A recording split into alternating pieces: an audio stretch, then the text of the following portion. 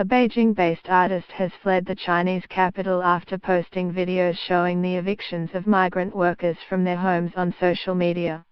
In another film, Hua Yong posted to Twitter, he said he was on the run after filming and publishing videos that documented the clearing of what authorities have said were unsafe buildings.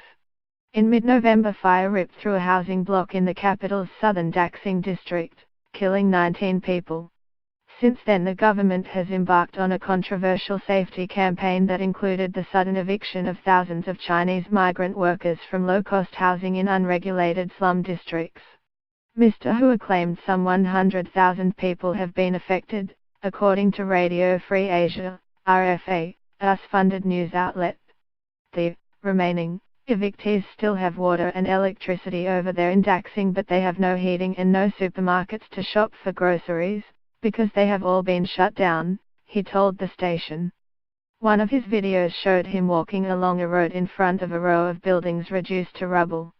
In another, he interviewed a worker who claimed authorities had told him they would use a forklift to pull him out of his home if he refused to leave. The evictions, which Beijing officials said were a precautionary measure, have drawn widespread condemnation on social media from China's middle class. Hundreds of migrant workers held a rare protest against what they said were violent evictions over the weekend. Earlier this month, Zhou Xisai, the wife of a factory worker who moved to Beijing 4 years ago with her family, said, "They are chasing people away from apartments and smashing things. How wouldn't a child be scared? My son is scared and can't sleep at night, of course I am scared too."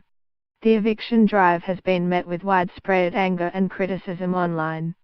Some have claimed it lays bare a stark inequality in China that prevents poorer migrants who provide essential services in cities from enjoying the same status as the city's residents. Democratic candidate for U.S. Senate Doug Jones thanks supporters as he holds his wife Louise's hand.